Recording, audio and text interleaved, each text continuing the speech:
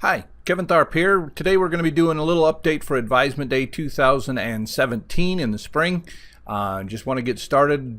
Most of the advisement we do, the reason we have Digital Marketing Technology 100, or as it's now going to be numbered, DMT 101, the reason we have that course is to prepare you for as much of this information you need about advisement and registration, planning your own path through this as possible. That's the reason we have that class. So normally there's not a lot of details that we need to go through on Advisement Day, but there's some changes this semester, so I wanted to go through and sort of get you caught up on what's going on.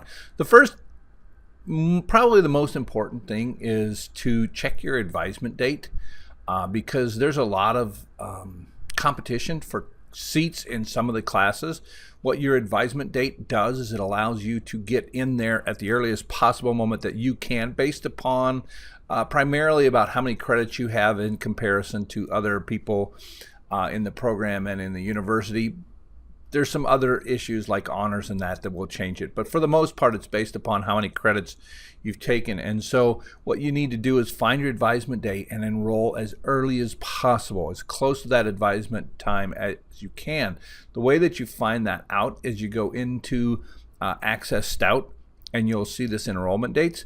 Now it should have the enrollment date for the next coming term that you're going to be enrolling in, fall 2017. If you don't see that there, click on details, and that will allow you to go in and select the date, the appointment for whatever semester you've chosen there. So this person's appointment begins at 7 a.m. on April 3rd.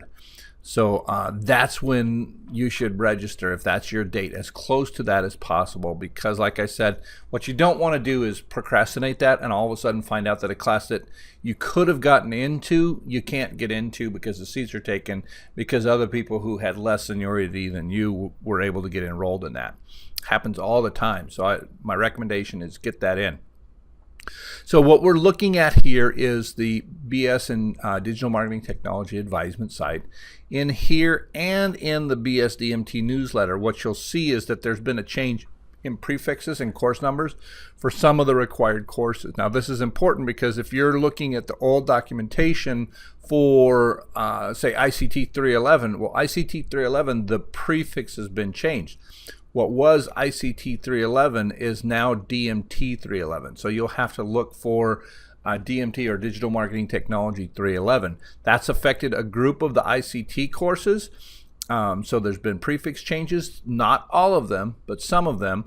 And then on one of them, what used to be ICT 375 is now DMT 275. That's the web development and distribution. So that's the only one within the ICT DMT area that's had a number change, but there have been a group of them who have had a prefix change.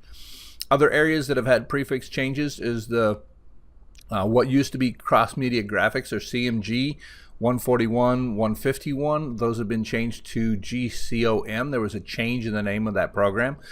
So now it's Graphic Communications 141, 151. And of course, we've talked about this before. Photo 204 is no longer offered, so you need to take Photo 130.